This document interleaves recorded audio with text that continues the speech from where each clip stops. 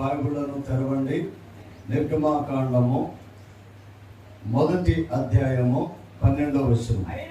అయినను ఐగుప్తులో వారిని శ్రమ పెట్టిన కొలది వారు విస్తరించి ప్రబలిరి. ప్రభు సన్నిధిలో ఇక్కడ మనం నేర్చుకుంటున్న మాట, ప్రియ దేవుని బిడ్డలారా, ఐగుప్తీయులు వారిని శ్రమ పెట్టిన కొలది వారు విస్తరించి ప్రబలిరి. దేవుని బిడ్డలారా, చాలా జాగ్రత్తగా గమనించండి. మనము కొన్ని సందర్భాల్లో ఆఫీసుల్లో, ఉద్యోగాల్లో, మన ప్రయత్నాలలో మనకున్న పైవారు, మనకున్న నాయకులు, మనకున్న గొప్పవారు, మనకన్నా ప్రియ దేవుని బిడ్డలారా సంపన్నుల దగ్గర మనం ఉండవలసి వచ్చినప్పుడు, ప్రియ దేవుని బిడ్డలారా, కొన్ని శ్రమలు ఎదురవుతాయి, కొన్ని ఆటంకాలు వస్తాయి, కొన్ని ఒత్తిళ్ళు వస్తాయి. అలాగే ప్రియ దేవుని బిడ్డలారా, కొంతమంది వాళ్ళు గొప్పవాళ్ళు అవటం కోసం, లేక వాళ్ళు ఘనత పొందటం కోసం మళ్ళాంటి వాళ్ళని ఆయుధాలుగా వాడుకుంటారు. ఇలాంటి సమయంలో మనం చరిత్రలోనికి వెళ్ళాలి.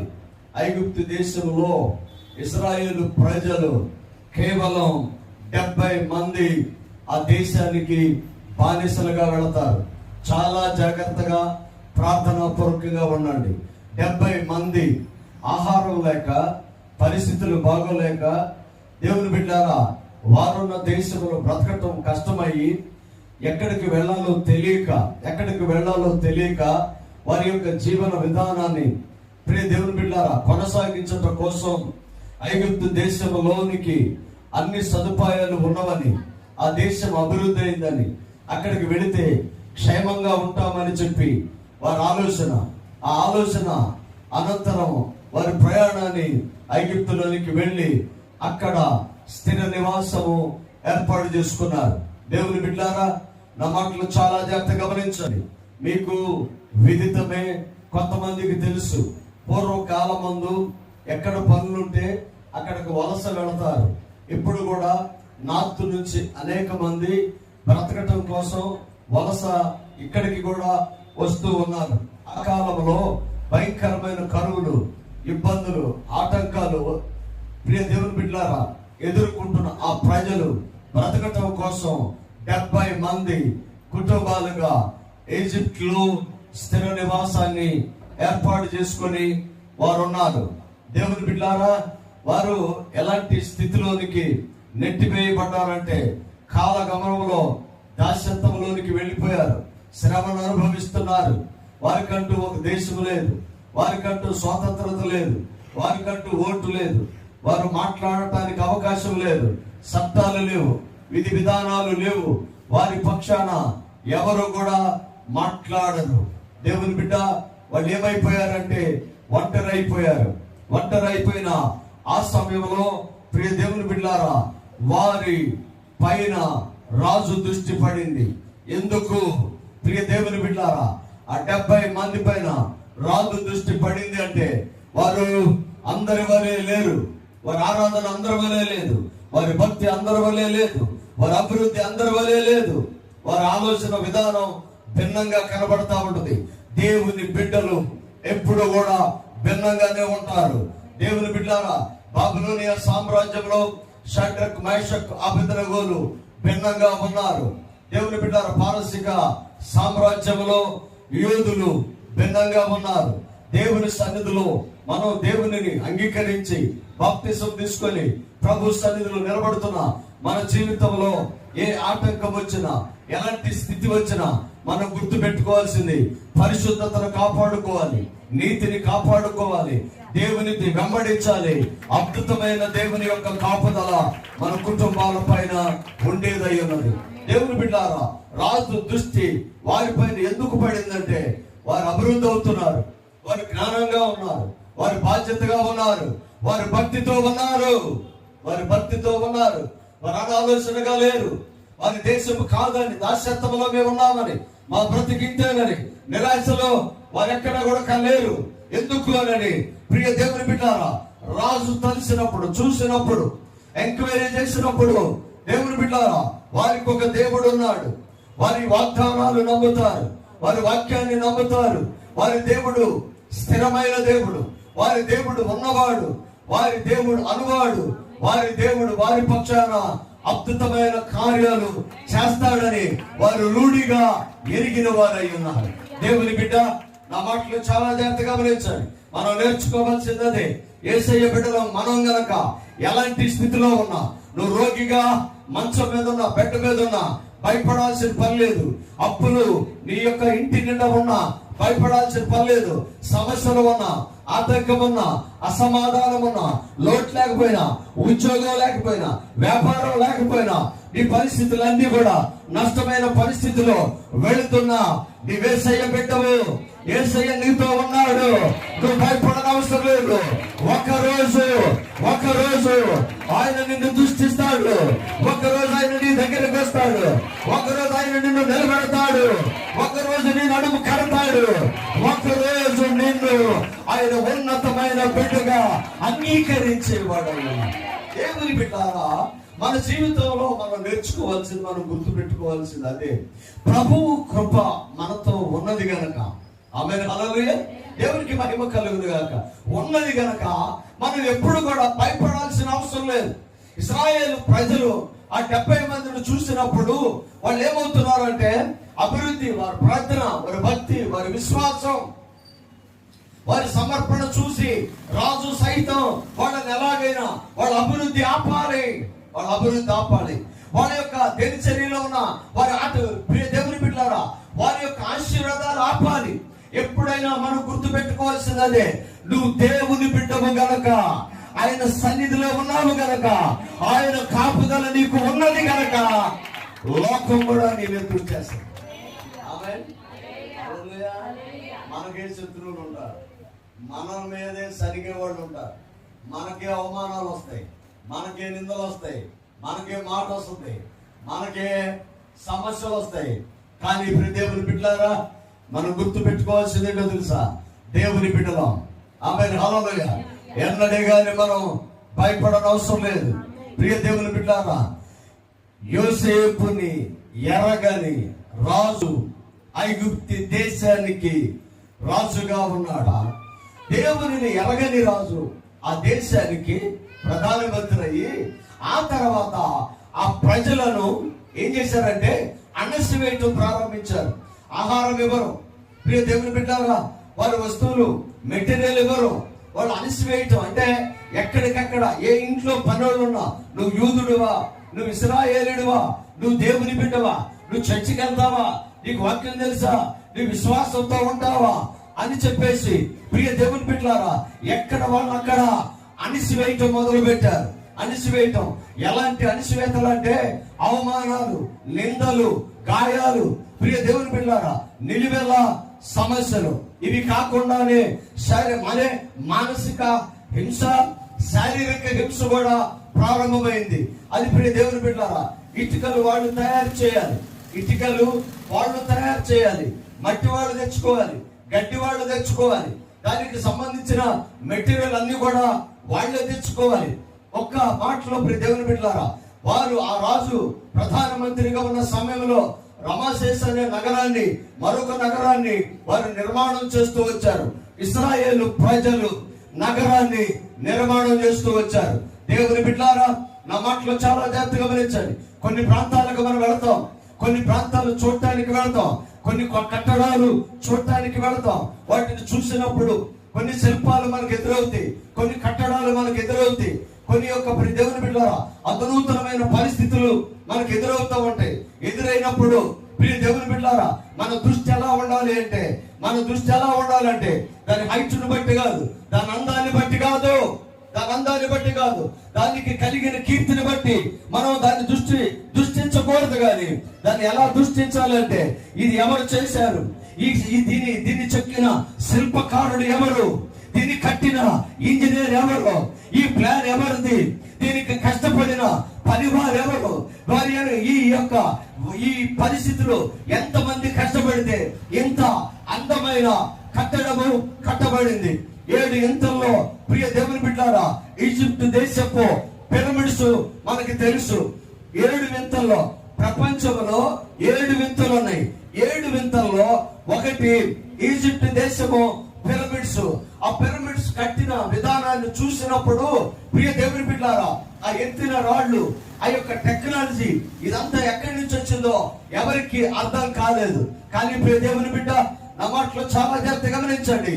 దేవుని బిడ్డలు ఇశ్రాయేలీయులు యేసయ్యను అంగీకరించిన వారు, వారిని ఆ యొక్క పిరమిడ్స్ కట్టడానికి దేవుడు వారిని వాడుకున్న వాడై ఉన్నాడు. ఇంకా మీకు అర్థం కావాలి అంటే, అధునూతనమైన కట్టడాలు కట్టడానికి ప్లాన్ ఇచ్చినప్పుడు వారు కడుతున్న సమయంలో జరిగే ఒక ప్రక్రియ ఏంటో తెలుసా? ఒక ఇంజనీర్ను పిలిచి, అతడు పేదవాడు అయి ఉంటాడు, అతనికి భార్య ఉంటుంది, అతనికి బిడ్డలు ఉంటారు, అతనికి కుటుంబం ఉంటుంది. అతన్ని పిలిచి, ఇదిగో ఈ కట్టడం నువ్వు కట్టాలి, ఈ పనంతా నీవే చేయాలని చెప్పి చేయించిన తర్వాత ఆయన అడుగుతారంట, ఇలాంటి కట్టడం ఎక్కడా లేదా? ఎక్కడా లేదు. ఎప్పుడు ఇంత ముందు కట్టలేదు సార్. ఈ దేశంలో ఇదే అధునూతనమైన కట్టడం, ఇలాంటి కట్టడం ఇంతకు ముందు లేదు అని చెప్పి నిర్ధారణ అయిన తర్వాత, ఆ కట్టడం పూర్తయిన తర్వాత ఆ యొక్క పనివాడిని, ఆ ఇంజనీర్, ఆ శిల్పకారుని పిలిచి చేతులు నరికేస్తారంట. చేతులు నరికేసి ప్రియ దేవుని బిడ్డలారా అతన్ని పంపిస్తారు. కారణం ఏంటో తెలుసా? మరలా అతడు అలాంటి ఇంకొక కట్టడం కట్టకూడదు. ఇలాంటి శ్రమలు వాళ్ళు అనుభవిస్తూ వచ్చింది. దేవుని బిడ్డలారా, భయంకరమైన పరిస్థితులు ఇశ్రాయేలు ప్రజలు శ్రమలు అనుభవిస్తూ వచ్చారు. ఎలాంటి శ్రమలు అంటే, ఏ మనుషుడు కూడా నోటుతో చెప్పటానికి కూడా భయం వేసేలాంటి శ్రమలు వారు అనుభవిస్తూ వచ్చారు. పారసిక సామ్రాజ్యంలోనికి ప్రియ దేవుని బిడ్డలారా, కోరెషు రాజు తన ప్రజలను బానిసలుగా తీసుకుని వెళ్ళినప్పుడు ఆ యొక్క ఇమేజెస్ నా దగ్గర లైబ్రరీలో ఉంటాయి. అవి ఎలా ఉంటాయో తెలుసా? ఈ రోజున ఎడ్లకు ముక్కుకి ప్రియ దేవుని బిడ్డలారా ఈ యొక్క పెద్ద పెద్ద కమ్మెలేసి దానికి తాళ్ళేసి కడతాం. కానీ ఇశ్రాయేలు ప్రజలను కోరెషు రాజు కాలంలో బానిసలుగా వారిని తీసుకుని వెళ్ళినప్పుడు వాళ్ళ నాలుకలకు బెజ్జాలు పెట్టి ఐరన్ సొమలో వాటికి తొడిగి గొలుసులతో వారిని ఈడ్చుకొని వెళ్ళేవాళ్ళు. అలాంటి శ్రమలు పడ్డారు సార్వత్రిక సంఘం. అలాంటి శ్రమలు అనుభవించింది క్రైస్తవ సంఘం. అలాంటి శ్రమలలో నుంచి పుట్టుకొచ్చింది ఈ క్రైస్తవ సంఘం. దేవుని బిడ్డలారా, విశ్వాసిగా ప్రభు సన్నిధిలో ఈ రోజున మనం అనుభవిస్తున్నాము అంటే అది కేవలం దేవుని కృప ఉన్నది. సఫల కొడుతూ దేవుని స్తుతించండి. ఆమేన్, హల్లెలూయా. యేసు ప్రభువుని సిలువ వేసిన తర్వాత, ఆయన సిలువ వేసిన తర్వాత పునరుత్థానుడై ఆయన తిరిగి వెళ్లి పరిశుద్ధాత్మను పొందుకున్న సమయంలో ప్రియ దేవుని బిడ్డలారా, సంఘము 2-3 ఇళ్లలో కూడుకొని ఆరాధన చేస్తున్న సమయంలో, సంఘము పసిగుడ్డుగా ఉన్నప్పుడే, సంఘము తల్లి పొత్తిళ్లలో ఉన్నప్పుడే దాన్ని నలిపేయాలని నీరు చక్రవర్తి లాంటి బలమైన రాజులు ప్రయత్నం చేస్తూ వచ్చారు. కానీ ప్రియ దేవుని బిడ్డలారా, మనం బలహీనులమే, మన దేవుడు బలవంతుడు. మనం శక్తిహీనులమే, మన దేవుడు శక్తి కలిగిన వాడు. మనం రోషం లేని వారు కావచ్చు, మన దేవుడు రోషము కలిగిన వాడు. ఆయన పక్షాన నిలబడి చూడు. నా దేవుడి పక్షాన నేను ఉన్నానని నీవు నమ్మి చూడు. నీ పక్షాన వస్తున్న ప్రతి పోరాటానికి ఆయన విజయాన్ని ఇచ్చేవాడై ఉన్నాడు. నమ్మిన వాడు సఫలం కొడుతూ దేవుని స్తుతించాడు. దేవుని బిడ్డలారా, ఈ నిరీక్షణ మనలను సిగ్గుపరచదు. ఈ నిరీక్షణ మమ్మలను సిగ్గుపరచదు. ఈ నిరీక్షణ మమ్మలను సిగ్గుపరచదు. ఈ రోజున కొన్ని సమస్యలు ఉన్నాయి, కొన్ని ఆటంకాలు ఉన్నవి. ఆయనను నిలబడి చూడండి. దేవుడు మన పక్షాన ఉన్నాడు. ఒకరోజు మన తల పట్టుకొని ప్రభు నామాన్ని మరలా ప్రకటించే రోజుని యేసయ్య మనకు అనుగ్రహించేవాడు. దేవుని బిడ్డ, నా మాటలో చాలా జాగ్రత్తగా గమనించండి. ఈ రోజున మీ జీవితంలో మిమ్మల్ని ఎవరైనా అణిసివేయాలని చూసినా, మిమ్మల్ని తక్కువ చేయాలని చూసినా, మిమ్మల్ని తొక్కేయాలని చూసినా, మీరు ఒక విషయాన్ని గుర్తుపెట్టుకోండి. ఒక వాలీబాల్ తీసుకొని దేవుని బిడ్డలారా, ఇంత ఎడంగా మీరు ఉండండి. ఇంత ఎడంగా ఉండి మీ బలముతో వాలీబాల్ తీసి గోడకేసి కొట్టండి. అక్కడే ఆగిద్దా? అక్కడే కింద పడిద్దా? ఏమైంది? అక్కడే ఆగదు, అక్కడే కింద పడదు, అక్కడే అది బ్రేక్ అయిపోదు. నువ్వెంత స్పీడ్గానైతే కొట్టావో అది అంతే స్పీడ్గా రిటర్న్ వచ్చి నీ దగ్గరకు వస్తుంది. దేవుని బిడ్డలారా, నిన్నెవరు అణిసివేస్తున్నారు, నిన్నెవరు తక్కువగా చూస్తున్నారు, నిన్నెవరు నష్టపరచాలని చూస్తున్నారు, వారు చూస్తూ ఉండగా ఉన్నతంగా ప్రబలే జీవితాన్ని దేవుడు నీకు అనుగ్రహించేవాడు. నమ్మిన వాడు సపోర్ట్ కొడుతుంది. దేవునికి మహిమ, దేవునికి మహిమ, దేవునికి మహిమ. ప్రపంచంలో అత్యధికంగా ఆరాధన చేసేది యేసయ్యని. ఆమేన్. మన మైనారిటీ కాదు, మెజారిటీ. ఆమేన్. అర్థమవుతుందండి. ఈ ప్రపంచంలో అత్యధికంగా ఆరాధన చేసేది యేసయ్యని. మన మైనారిటీలు కాదు, ఎవరు? మెజారిటీలమే. దేవుని బిడ్డలారా 70 మంది అక్కడికి వెళ్ళింది. కానీ రాజు శ్రమ పెట్టిన కొలది వాళ్ళు విస్తరించడం ప్రారంభించారంట. సపర్లు కొడుతూ దేవుని స్తుతించండి. శ్రమ పెట్టిన కొలది, పరో శ్రమ పెట్టిన కొలది వారు విస్తరించి ప్రబలి. తర్వాత 2 సమూయేలు గ్రంథము 22వ అధ్యాయము 7వ వచనం చూడండి. నా శ్రమలో నేను యెహోవాకు మొరపెట్టితిని, నా దేవునికి ప్రార్థన చేసి తిని, ఆయన తన ఆలయంలో ఆలకించి నా ప్రార్థన అంగీకరించి నా మొర చెవులలో చూచాను. దేవునికి మహిమ కలుగును గాక. శ్రమ ఎందుకు వస్తుందంటే, శ్రమలు వచ్చినప్పుడు ప్రార్థన చేశాను నేను అంటాడు. దేవుని బిడ్డారా, శ్రమ కలిగినప్పుడు మనం ఎక్కడికి రావాలంటే ప్రార్థన దగ్గరికి రావాలి. రోగం ఉందా, ప్రార్థన చేయి. అప్పు ఉందా, ప్రార్థన చేయి. సమాధానం లేదా, ప్రార్థన చేయి. నిందలో ఉన్నావా, ప్రార్థన చేయి. ప్రార్థనే నీ స్థితిని మార్చేదయ్యున్నది. చూడండి 15-14 ఆదికాండం ప్రవచనాత్మకంగా దేవుడు మాట్లాడుతున్న మాట. 15-14 ఆదికాండం చూడండి. వారు 450 సంవత్సరములు వీరిని శ్రమ పెట్టుదురు, వీరు ఎవరికి దాసులుగా ఉందురో వారు ఆ జనమునకు నేనే తీర్పు తీర్చుదును. తరువాత ఆ మిక్కిలి ఆస్తితో బయలుదేరి వచ్చేదరు. ఇది ఎక్కడ మాట్లాడుతున్నానంటే, అబ్రహాము నేను నిన్ను ఆశీర్వదిస్తా, నీ సంతానాన్ని నేను ఆశీర్వదిస్తా. ఇంటికి వెళ్ళిన తర్వాత 15వ వచనం చూస్తే, నిన్ను నేను నక్షత్రం వలె ఆశీర్వదిస్తా, నిన్ను నేను ఇసుక రేణుల వలె ఆశీర్వదిస్తా, నీ పక్షాన నేనుంటా, నిన్ను నీ సంతానాన్ని నేను అభివృద్ధి పరుస్తా. ఆదికాండం 15వ అధ్యాయంలో అప్పటికి ఇస్సాకు లేడు.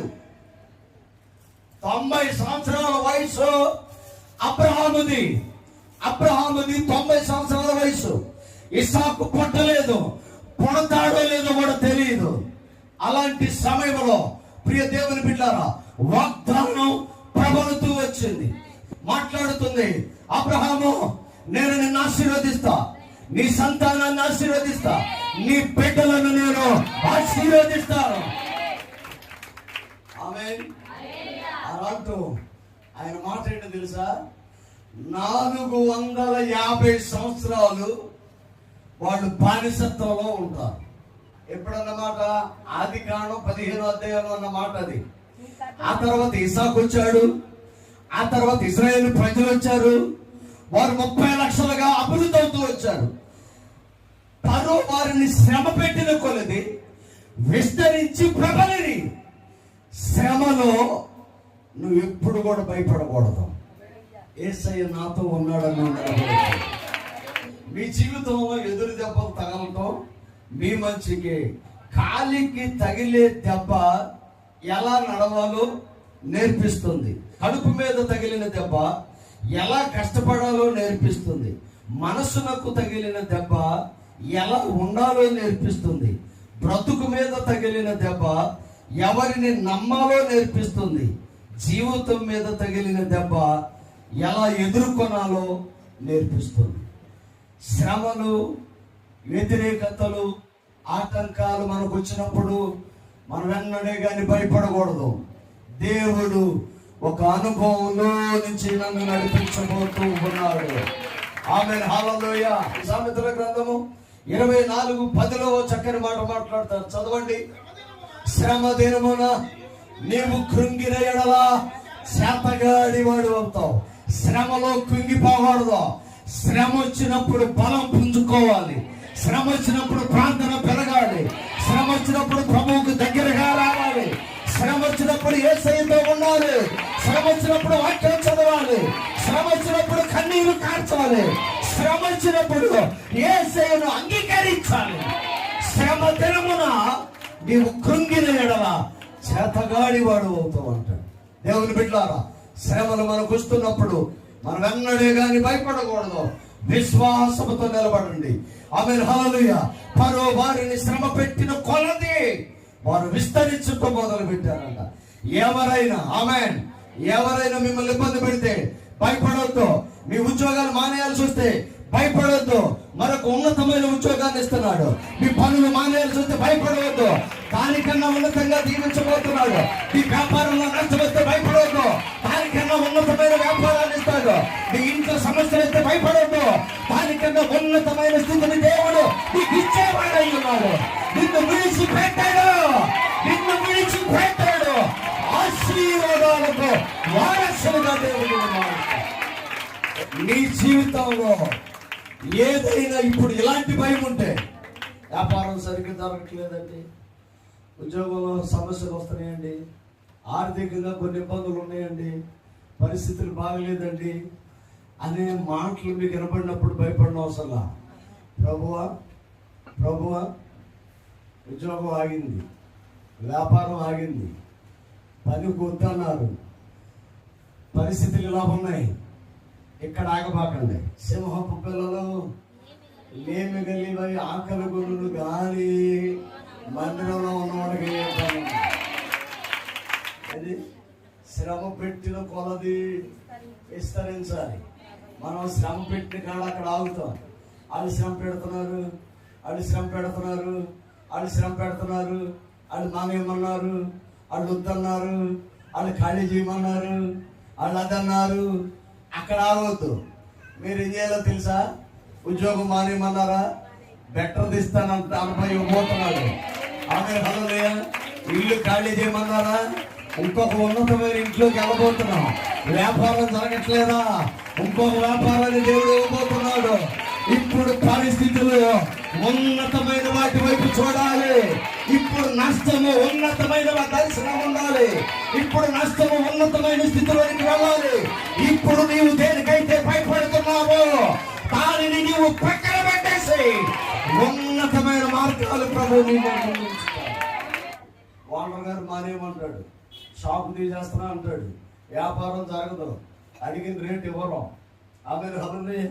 మెటీరియల్ రేట్ పెరుగుతూ ఉంటాయి, పిల్లల ఫీజులు పెరుగుతున్నాయి, ఈఎంఐలు మెడ మీద వచ్చి కూర్చున్నాయి. అప్పుడు ఏం చేస్తారంటే, ఏదైనా మీ ముందు మార్గాలు మోసుకుపోతే, ఆ రాత్రి మీకు నిద్ర పట్టకపోతే ఎమ్మటే యేసయ్య గుర్తు రావాలి. ఆమేన్. ప్రభువా ఏం చేస్తారంటే, బాగా ఒక 5-10 నిమిషాలు బాగా ఆలోచన చేయండి. ఆలోచించిన తర్వాత ఏమోపోయిందో గట్టి గాలి పీల్చుకోవడం. అని గాలి పీల్చుకొని వదిలేసి ఒకసారి అసలు నువ్వు ఎవరివి, నువ్వు ఎందుకు ఇలా ఉన్నావు, యేసయ్య బిడ్డవు కదా. ఎవరైనా ఏదైనా ఇబ్బంది నీకు పెడితే దాని తర్వాత నీకు వచ్చేది ప్రమోషన్ కదా. ఒక మార్గం మూసిపోతే 7 మార్గాలు దేవుడు దొరుకుతాడా? నన్ను వాళ్ళు సపోర్ట్ కొడుతూ 2 చేతులు పైకెత్తి దేవుని చూపించాలి. ఉద్యోగం పోయిన దేవుని స్తోత్రం, వ్యాపారం పోయిన దేవుని స్తోత్రం, యజమాని వద్దన్నారా దేవుని స్తోత్రం, మార్గాలు మూసిపోయిన దేవుని స్తోత్రం. నీ ఈఎంఐ లాగం, నీ పిల్లలు పస్తులు, నీ ఇంటి కడతాం, నిన్ను దేవుడు పోషిస్తాడు, ఉన్నతంగా ప్రమోషన్ ఇస్తాడు, నిలబెడతాడు. శ్రమ పెట్టిన కొలది వారు విస్తరించి ప్రబలిరి. శ్రమలు అభివృద్ధి వైపు మనల్ని తీసుకుని వెళ్ళాలి కానీ ఆమేన్ కన్నీటి వైపు తీసుకుని వెళ్ళవద్దు. 450 సంవత్సరాలు నాలుగు ఎందుకు అక్కడ పెట్టుకున్నాడు పదో రాజు? ఎందుకు పంపించలే? 7 తెగుళ్ళు వచ్చినాయా? 7 తెగుళ్ళు వచ్చినా పంపించలేదా? యొక్క రాజు ఆ ఇళ్ళలో ప్రథమ బిడ్డలందరూ చనిపోయారా? అయినా పంపించట్లేదా? ఎందుకు పంపించలేదంటే ఆ ప్రజలంతా నమ్మకమైన వాళ్ళు. ఆమె హల్లెలూయా. యేసయ్య బిడ్డలు ఎవరో నమ్మకమైన వాళ్ళు. అరే మళ్ళీ నమ్మకమైన వాళ్ళు ఎవరు దొరుకుతాడండి? ఆమె హల్లెలూయా. లంచం తీసుకోరు, ఎక్స్ట్రా డబ్బులు తీసుకోరు, ఎలా పెడితే అలా మాట్లాడరు, ఏ దొంగతనాలు చేయరు, ఇంట్లో టేబుల్ మీద డబ్బులున్న అమ్మగారు ఇక్కడ డబ్బులున్న తీయండి అని అంటారు. ఆమె హల్లెలూయా. ఎంత నమ్మకమైన వాడు. ఆమె హల్లెలూయా. అందుకే మనం లోకంలో బానిసత్వంలో ఉంచడానికి ఇబ్బంది పడినా ఆమె హల్లెలూయా అక్కడ అభివృద్ధి పరుస్తాడు. వద్దన్నా ఆ తర్వాత ప్రమోషన్ నీకు ఇస్తాడు. ఉన్నతమైన స్థితిలో నిన్ను నిలబెడతాడు. నువ్వు నిలబడి చూడు. వారిని శ్రమ పెట్టిన కొలది వారు విస్తరించి ప్రబలిరి. 70 మంది వాళ్ళు అక్కడికి వెళ్ళారు. 70 మంది వెళ్ళారు అక్కడికి. 30 లక్షల మంది తిరిగి వచ్చారు. ఎంతమంది తిరిగి వచ్చారు? 30 లక్షల మంది తిరిగి బయటకు వచ్చారు. వాళ్ళు బయటికి వస్తుంటే వాళ్ళు ఎలాంటి బలం పుంజుకొని వచ్చారంటే, దేవుని బిడ్డలారా, శ్రమలో రాజు అనుకున్నాడు వాళ్ళని అణిసివేస్తాం అనుకున్నాడు. శ్రమలో యేసయ్య వాళ్ళ దగ్గరికి వచ్చాడు. ఇప్పుడు యేసయ్య అంటున్నారు, నేను ముందు, మీరు నా వెనక. కృపాక్షేమములు మీతో. సబ్బట్లు కొడుతూ దేవుని స్తుతించారు. ఆమేన్ హల్లెలూయా. ఒక భక్తుడు రాస్తాడు, గాయపడిన గొర్రెక ఈ యొక్క స్థానము యేసయ్య భుజాలై ఉన్నవి, దాన్ని నడిపించాడు ఆయన భుజాల మీద వేసుకుని వెళ్ళేవాడు. విశ్వాసంతో నిలబడండి. మీరున్న స్థలంలోకి కొన్ని ఒత్తిళ్లు రావచ్చు, కానీ దాని తర్వాత వచ్చే ఆశీర్వాదాల వైపు చూడండి. దేవుడు మిమ్మల్ని ఉన్నతంగా నిలబెట్టేవాడు ఉన్నారు. మీరే రావాలి, మీరే ప్రార్థన చేయాలి, మీరే అడుగు పెట్టాలి, మీరే నమ్మకమైన వారు, మీరే మాకు కావాలి అనే రోజులు దేవుడు మనకి ఇవ్వబోతున్నాడు. ఆశీర్వాదాలు ప్రభావం. మనల్ని రుచి చూసిన వాళ్ళు విడిచిపెట్టుకోరండి. ఆమేన్. మనం అంత టేస్ట్ గా ఉంటాం. దేవుని మహిమ కలిగింది. అంతే, మనల్ని రుచి చూసిన వాళ్ళు మనల్ని విడిచిపెట్టరు. ఎందుకంటే సమర్పణలో, పనిలో, పరిశుద్ధతలో, నీతి విషయంలో మనం యజమానికి కాదు భయపడేది, యజమానిని సృజించిన యేసయ్యకు మనం భయపడతాం. విశ్వాసంతో నిలబడండి, ధైర్యంగా ఉండండి. ఇప్పుడు ఉన్న ఈ వ్యతిరేకతలు, ఆటంకాలన్నిటినీ ఒకరోజు ఇవన్నీ ముయ్యబడుతున్నాయి. ఆమేన్ హల్లెలూయా. ముయ్యబడుతున్నాయి. మీరే కావాలి, మీరు మాకు అవసరము. మిమ్మల్ని మేము తప్పుగా అర్థం చేసుకున్నామని నీ దగ్గరికి వచ్చి నీ శత్రువులు నిన్ను క్షమాపణ అడిగే రోజును ప్రభువు నాకు అనుగ్రహిస్తున్నాడు. విశ్వాసంతో నిలబడండి. దేవుడు ఆత్మీయ, ఆర్థిక క్షేమాభివృద్ధి వైపు నడిపిస్తాడు. తల వంచండి. ప్రార్థన. ప్రేమ నమ్మకం కలిగిన దేవా, సత్యస్వరూపి, కృపా సమృద్ధినిచ్చేవాడా నీకు మహిమ. మీ మాటలు ఆశీర్వాదం ఉన్నాయి. ఫరో అనుకున్నాడు వారిని శ్రమ పెడితే అణిగిపోతారు, నోరెత్తకుండా ఉంటారు, వారిని బానిసలుగా జీవితాంతం వాడుకోవచ్చు అనుకున్నాడు. దేవా, నీవు నమ్మకమైన వాడవు. ఫరో శ్రమ పెట్టిన కొలది వారు విస్తరించి ప్రబలిరి. ప్రేమ నమ్మకం కలిగిన దేవా, సత్యస్వరూపి నీకు మహిమ రాజు. ఇక్కడ ఉన్న బిడ్డలు ఎవరైనా కూడా శ్రమలో, ఇరుకులో, ఒత్తిళ్లలో, ఆర్థికములో, సమస్యలో ఉంటేనైనా వారిని నీ చేతికి అప్పగించు. ప్రార్థన. శ్రమ దినమున కుంగిన ఎడల నీవు చేతగాని వాడవవుతావా ప్రభువా. అట్టి చేతగాని వారిగా మేము ఉండకూడదు. శ్రమ దినమున నీ వైపు చూస్తూ శ్రమ తర్వాత వచ్చే ఆశీర్వాదాలు పొందుకునే కృపను దయచేయి. వినిన వాక్యమును వారి హృదయమందు ఫలభరితంగా మార్చున్నాను. యేసు నామమున అడుగుచున్నాము తండ్రి.